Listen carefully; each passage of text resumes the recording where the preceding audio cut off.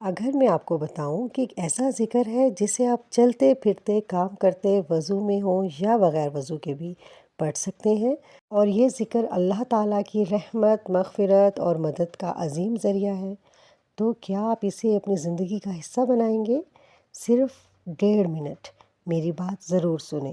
بسم اللہ الرحمن الرحیم۔ السلام علیکم ورحمۃ اللہ وبرکاتہ۔ 2 ذکر ایسے ہیں جنہیں رسول اللہ صلی اللہ علیہ وآلہ وسلم نے بہت عظیم بتایا۔ پہلا ذکر ہے استغفر اللہ ربی من کل ذنب واتوب الیہ۔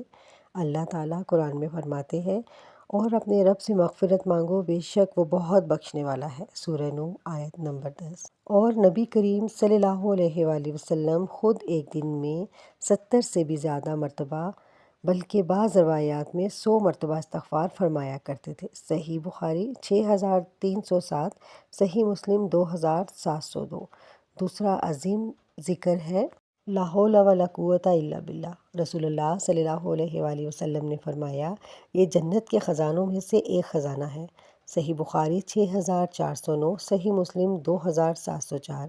یہ ذکر ہمیں یاد دلاتا ہے کہ اللہ کی مدد کے بغیر نہ گناہوں سے بچ سکتے ہیں، نہ نیکی کی طاقت حاصل کر سکتے ہیں۔ یاد رکھیں، ان اذکار کو پڑھنے کے لیے وضو شرط نہیں، البتہ پاکیزگی کے ساتھ پڑھنا افضل ہے۔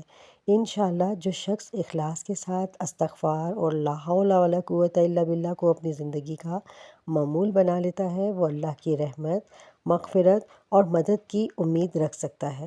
اگر آپ بھی آج سے یہ دونوں اذکار اپنی روزانہ کی زندگی کا حصہ بنانے کا ارادہ کرتے ہیں تو کمنٹ میں ضرور لکھیں استغفر اللہ واتوب الیہ، لا حول ولا قوت الا باللہ۔ اللہ تعالیٰ ہم سب کی مغفرت فرمائے، ہمیں اپنی رحمت سے نوازے اور ہمیشہ اپنے ذکر میں مشغول رکھے۔